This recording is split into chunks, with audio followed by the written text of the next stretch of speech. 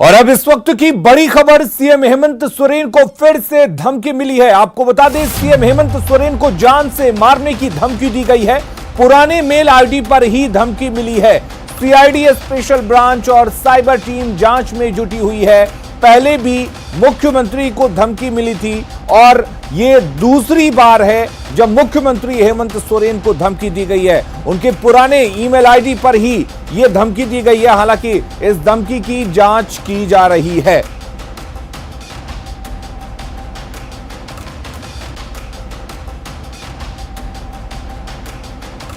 तो मुख्यमंत्री हेमंत सोरेन को फिर से धमकी मिली है। आपको बता दें, साइबर सेल इस मेल को जांच कर रही है कि आखिर कहां से यह धमकी दी गई है। लेकिन हैरानी की बात यह है कि लगातार मुख्यमंत्री को धमकी मिलना कहीं ना कहीं एक चिंता का सबब है पुलिस के लिए, प्रशासन के लिए। पुराने मेल आईडी पर फिर से धमकी दी गई है। सीआईडी स्पेशल ब्रांच और साइबर टीम जांच में जुटी हुई है। अगली खबर का रुख करते हैं। झारखंड में कोरोना मरीजों की संख्या 5,800 के करीब पहुंच चुकी है। राज्य में पिछले 24 घंटे में 178 नए कोरोना के मरीज मिले हैं। 24 घंटे में 4 मरीजों की मौत हो चुकी है। अब तक 53 लोगों की मौत की खबर है। राज्य में 24 घंटे में 117 कोरोना मरीज ठीक हुए हैं और राज्य में कोरोना के 2,889 एक्टिव केस अब तक हैं, जिनका इलाज अलग अलग अस्पतालों में चल रहा है। प्रदेश में कोरोना का ग्राफ लगातार बढ़ता जा रहा है। बड़ी संख्या में पुलिसकर्मी भी कोरोना की चपेट में आ चुके हैं। बात झारखंड पुलिस मुख्यालय की करें तो यहां पदस्थापित 22 पुलिसकर्मी कोरोना पॉजिटिव पाए गए हैं। वहीं प्रदेश भर में कुल 230 पुलिसकर्मी कोरोना की चपेट में आ चुके हैं। अब तक प्रदेश भर में 5777 लोग कोरोना से पीड़ित पाए गए हैं। वहीं एक्टिव केस 2889 है, जबकि 53 लोगों की मौत कोरोना से हो चुकी है। पिछले 24 घंटे में 178 नए मरीज कोरोना के प्रदेश भर में मिले हैं, जिसमें सबसे ज्यादा संख्या रांची में कुल 71 लोग कोरोना से पीड़ित मिले हैं। इस तरह हम कह सकते हैं कि अगर जल्द ही कम्युनिटी ट्रांसमिशन की ओर बढ़ रहे कोरोना पर लगाम नहीं लगाया गया, लोग सचेत नहीं हुए, तो हालात और भी बिगड़ सकते हैं। और राज्य सरकार कल होने वाले कैबिनेट के फैसले में लॉकडाउन को लेकर कोई बड़ा फैसला ले सकती है। कैमरामैन केडी के साथ संजय कुमार सिन्हा, न्यूज 18 रांची। तो झारखंड में कोरोना का संक्रमण तेजी से बढ़ रहा है। ऐसे में राज्य में लॉकडाउन की तरह सख्ती हो सकती है, यानी जरूरी सेवाओं को छोड़कर बाकी छूट वापस ली जा सकती है। मुख्यमंत्री हेमंत सोरेन ने इसके संकेत दिए हैं। उन्होंने कहा कि कल होने वाले कैबिनेट की बैठक में इस पर फैसला लिया जा सकता है। कोरोना के संक्रमण के फैलने के पहले आशंका थी, जांच प्रक्रिया भी बढ़ी है। यही वजह है कि कोरोना के केस ज्यादा सामने आ रहे हैं। प्रक्रिया हम लोगों ने बढ़ा रखी है और जिस तरीके से यातायात को खोला गया था, उसके बाद चीजें और बढ़ी हैं। और इसमें पहले से ही ये संकात भी था और अब चूंकि फिर से उन यातायातों को रोकने का निर्णय लिया गया है और लगातार इस पर हम लोगों की नज़र भी है। परसों कैबिनेट भी है और क्या आगे का निर्णय होगा हम लोग बहुत जल्द अवगत कराएंगे आपको। कोरोना के खिलाफ प्रदेश में स्वास्थ्य सुविधाएं कितनी मुकम्मल हैं, इसकी एक बानगी एक वायरल वीडियो से समझी जा सकती है। बताया जा रहा है कि यह वीडियो रांची के HEC के पारस अस्पताल का है। अस्पताल के भीतर बिखरी गंदगी संक्रमण को किस तरह निमंत्रण दे रही है, इस वीडियो को देखकर समझा जा सकता है। कोरोना के खिलाफ जंग को लेकर राज्य सरकार लगातार मुकम्मल तैयारियों का दावा कर रही है, लेकिन न्यूज 18 के हाथ लगे एक वीडियो में इन तैयारियों की पोल खुलती नजर आती है। बताया जा रहा है कि ये वीडियो HEC के पारस अस्पताल का है, जहां कोविड-19 से गंदगी की तस्वीरें काफी हैरान करने वाली हैं। यहाँ डॉक्टर, नर्स और पैरामेडिकल स्टाफ के द्वारा इस्तेमाल किए गए मेडिकल इक्विपमेंट के वेस्ट कचरे को सफाई करने वाला कोई नहीं है, जिसके बाद डॉक्टरों ने यहाँ काम करने से मना कर दिया है। डॉक्टरों का साफ कहना है कि जब तक कचरा साफ नहीं होता है तब तक अस्पताल में संक्रमण का खतरा काफी बढ़ा रहेगा, लेकिन दूसरी ओर स्वास्थ्य महकमा डॉक्टरों पर ही दबाव बना रहा है। ऐसे में सवाल यह है कि क्या वास्तव में सफाई का काम डॉक्टरों का है या पारस अस्पताल प्रबंधन का है, और डॉक्टरों पर कार्रवाई बेवजह कार्रवाई की बात क्यों कही जा रही है, जबकि कार्रवाई की बात पारस अस्पताल प्रबंधन के खिलाफ होनी चाहिए।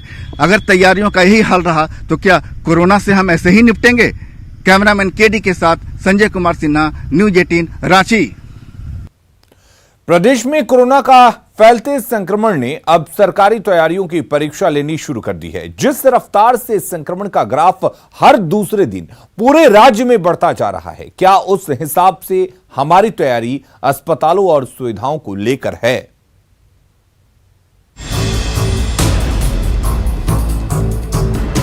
राज्य भर में कोरोना का ग्राफ बढ़ता जा रहा है। रिम्स के कोविड सेंटर में बेड फुल होने के बाद सर्ड, टाना भगत अतिथिशाला और बनहोरा को कोविड केयर सेंटर में बदल दिया गया है। सर्ड में 87 बेड, टाना भगत अतिथिशाला में 87 के अलावा HEC के पारस अस्पताल और इसालदार अर्बन CSC को भी कोविड केयर सेंटर के तौर पर तैयार कर लिया गया है। इसके अलावा रांची उपायुक्त, DDC और सिविल सर्जन की बैठक में रांची के कुछ निजी अस्पतालों, जिनमें राज अस्पताल, गुरु नानक और ऑर्किड अस्पताल को भी जोड़ने की कोशिश की जा रही है। लोगों ने पारस को भी शुरू किया है, जहाँ पर कि हम लोग सिम्टोमेटिक पेशेंट्स को रख रहे हैं। उसके अलावा हमने सर्ड में हम लोग लगभग 90-95 बेड का शुरू किया है। इसके अलावा हमारा जो है वो ताना भगत ट्रेनिंग सेंटर जो है हमारा, वो भी हमारा रेडी है। और आज कुछ हम प्राइवेट हॉस्पिटल से भी बात किया हम लोगों ने, उसमें राज हॉस्पिटल, ऑर्किड हॉस्पिटल और गुरु नानक हॉस्पिटल्स, इन लोगों ने अपने एग्जिस्टिंग जो इनकी कैपेसिटी है इसमें कुछ 5-10 बेड इन्होंने और बढ़ाने के लिए इन्होंने आश्वस्त किया है हमें। तैयारी हम लोगों की पूरी है। तैयारी में किसी भी व्यक्ति को बेड की कमी के वजह से परेशानी नहीं होगी, ये मैं आपको विश्वास रांची प्रशासन की ओर से और राज्य स्वास्थ्य विभाग की ओर से विश्वास दिलाता हूँ। एक तरफ कम्युनिटी ट्रांसमिशन की ओर बढ़ रहे हालात लगातार स्वास्थ्य सुविधाओं को चुनौती दे रहे हैं, तो दूसरी तरफ स्वास्थ्य मंत्री आम जनता को भरोसे की इम्यूनिटी देते नजर आ रहे हैं। और स्थितियां कोई ऐसी भयावह नहीं है कि आदमी जो है बहुत डरने की आवश्यकता नहीं है, और निश्चित तौर पर हम लोग इस जंग में हम लोग जीत की तरफ बढ़ेंगे। तो देखने से तो जैसा पता चल रहा है कि हम लोग कम्युनिटी ट्रांसमिशन की तरफ बढ़ रहे हैं, लेकिन पूरी तौर पे नहीं, सो स्टार्टिंग है। कोरोना का संक्रमण भी नया है और इस तरह की तैयारी भी पहली बार नजर आ रही है।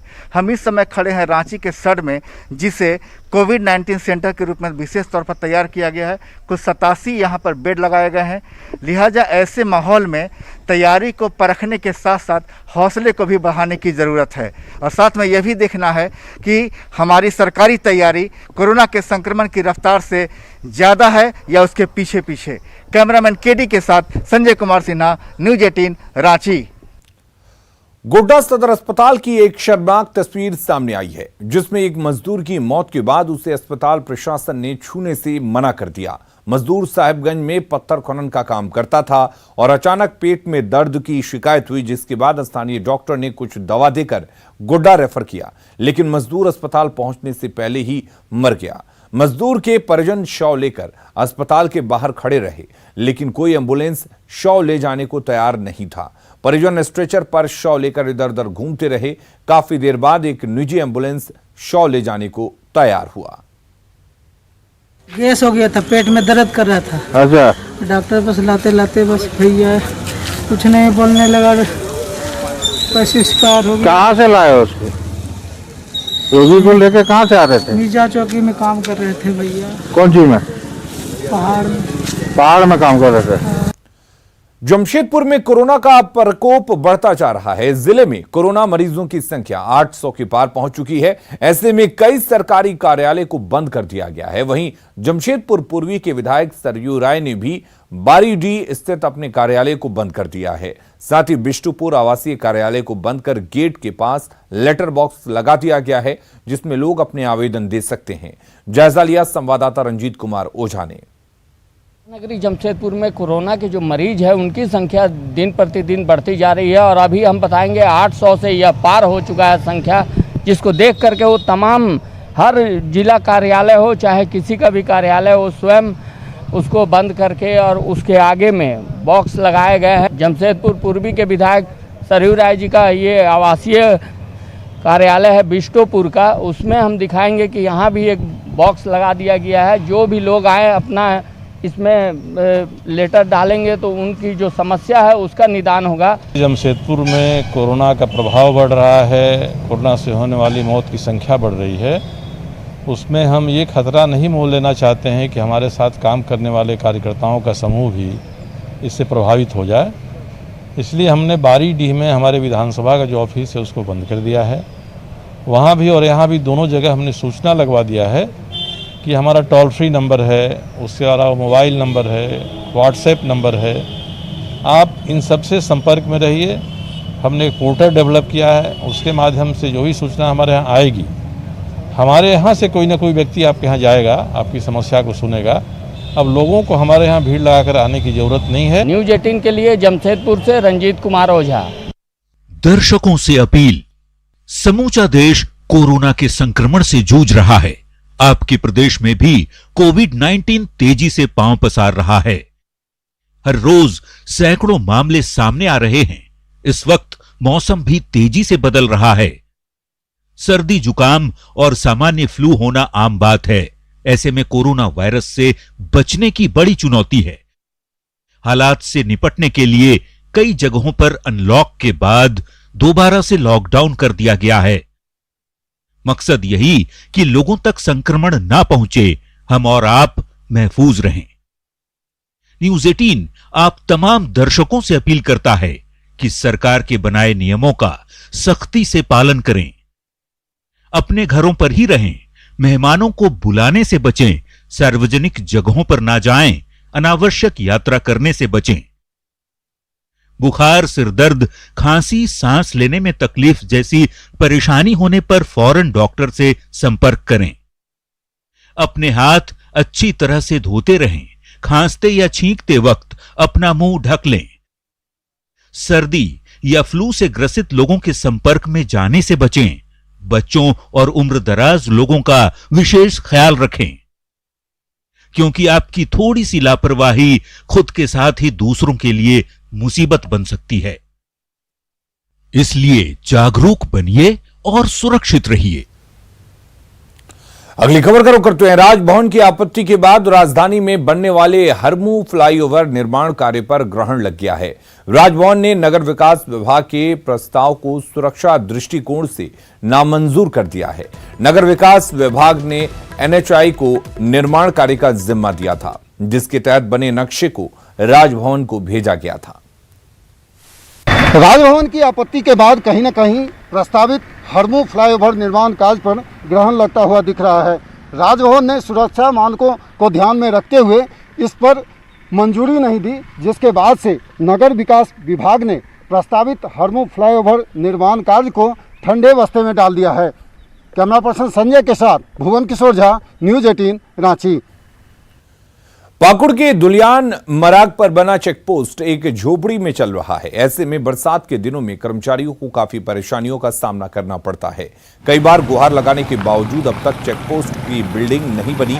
जायजा लिया संवाददाता कुंदन कुमार। पाकुड़ में लाखों का राजस्व वसूली करने वाला एक चेकपोस्ट का नज़ारा दिखाना चाहेंगे कि यहाँ पर किस तरह से पाकुड़ का चेकपोस्ट जो है एक झोपड़ी में चलता है। और यह झोपड़ी में वर्षों से यह चेकपोस्ट चल रहा है। बारिश का दिन है, बारिश के दिनों में यहाँ काम करने वाले कर्मचारियों को काफ़ी कठिनाई होती है। पानी चूने लगता है, जिससे जो अहम कागजात है वो भीग जाता है। उसको सुरक्षित रखना भी उनके लिए एक चुनौती बनता है।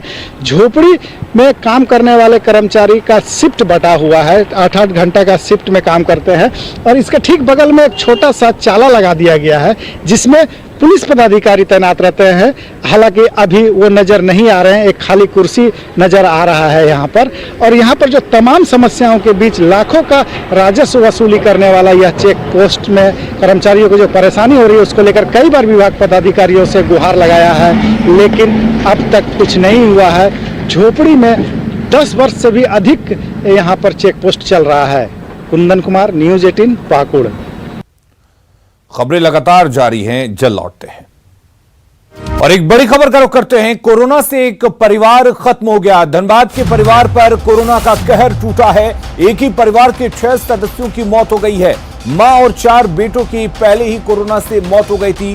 5वें बेटे की भी रिम्स में इलाज के दौरान मौत हो गई है। 15 दिन के भीतर परिवार के 6 सदस्यों की मौत हो गई है। कतरास के रानी बाजार स्थित चौधरी परिवार पर यह कहर टूटा है।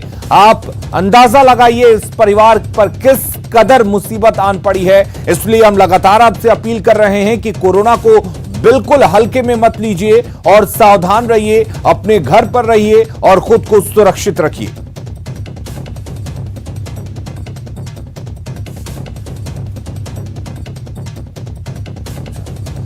कतरास की यह घटना है जहां पर आपको बता दें धनबाद के परिवार पर कोरोना का कहर टूटा है। एक ही परिवार के 6 सदस्यों की मौत हो गई है। और हमारे साथ दिलीप जुड़े हुए इस खबर पर ज्यादा जानकारी के साथ। दिलीप, बेहद हैरान करने वाली और एक चौंकाने वाली और साथ ही परेशानी वाली खबर है कि एक ही परिवार के 5 सदस्य जो है उनकी मौत हो गई है और वो भी कोरोना से। आखिर किस तरीके से ये परिवार इससे संक्रमित हुआ और क्या कहना है डॉक्टरों का? देखिए, बिल्कुल इस परिवार में सबसे पहले एक बुजुर्ग महिला की मौत हुई थी जो दिल्ली में रहती थी और कोरोना संक्रमण के काल में ही शादी विवाह को संपन्न कराने के दिल्ली से कतरास लौटी थी। और जब शादी के बाद, समारोह के बाद जब इसकी तबीयत खराब हो गई तो चास एक निजी नर्सिंग, बोकारो जिले के चास के एक निजी नर्सिंग होम में भर्ती कराया गया था। वहां पे उसकी मौत हो गई और मौत के बाद जब स्वैब जांच हुई तब कोरोना पॉजिटिव हुआ और उसके पहले ही कोरोना संक्रमण उस महिला को हो गया था और उसके कारण परिवार के अन्य सदस्य को भी संक्रमण हो गया था। और उसके बाद एक एक करके उस महिला के 5 बेटे की मौत कोरोना संक्रमण से हो गई, क्योंकि सभी की उम्र लगभग 60 से ज्यादा बताई जा रही है। क्योंकि और ये पहले भी जो जिस तरह से कई डॉक्टर और विशेषज्ञ ने भी राय रखा था कि अगर उम्रदराज लोगों को कोरोना संक्रमण होता है तो उनका ज्यादा खतरा रहता है। हालांकि इलाज को लेकर के रांची के रिम्स में भी भर्ती हुए थे, जमशेदपुर के टीएमएच में भी भर्ती हुए थे। लेकिन बहुत बहुत शुक्रिया। वाकई इस परिवार पर कोरोना का कहर टूटा है। और एक और बड़ी खबर का रुख करते हैं। बिहार के पूर्णिया से बड़ी खबर है जहां पर सिलेंडर फटने से 5 बच्चों की मौत हो गई है। हादसे में 2 लोग अस्पताल में भर्ती हैं जो जख्मी हैं। इलाज के दौरान 5 बच्चों की मौत हुई है। बायसी थाना के खपड़ा पंचायत के ग्वाल गांव में यह हादसा हुआ है। आपको बता दें कि 2 घायलों का भागलपुर में इलाज चल रहा है। तो यहां पर सिलेंडर ब्लास्ट हुआ है। पूर्णिया से बड़ी खबर आपको बता रहे हैं जहां पर हादसे में 5 बच्चों की मौत हो गई है।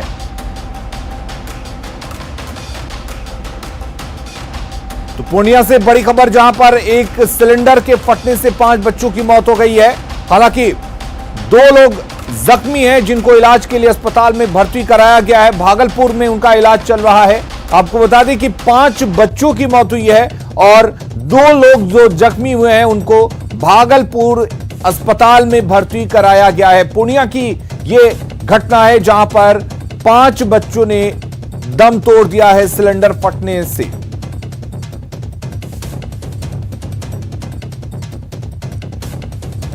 तो आपको बता दें कि हादसे में 2 लोग जख्मी भी हुए हैं जिनको फिलहाल भागलपुर के एक अस्पताल में भर्ती कराया गया जहां पर उनका इलाज चल रहा है।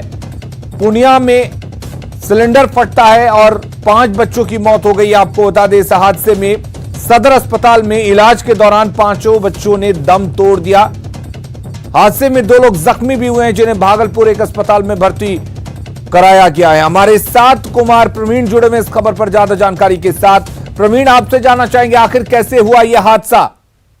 जी आलिम, ये बहुत बड़ी दुखद घटना हुई है। ये कल शाम में गैस सिलेंडर लीक कर रहा था। जैसे ही लोगों ने घर वालों ने गैस को जलाया, आग लग गई और गैस सिलेंडर ब्लास्ट कर गया। उसमें 7 लोग झुलस गए। सभी एक ही परिवार के थे और 7 लोगों को इलाज के लिए पूर्णिया सदर अस्पताल लेके लाया गया, जहां से उसको भागलपुर रेफर कर दिया गया।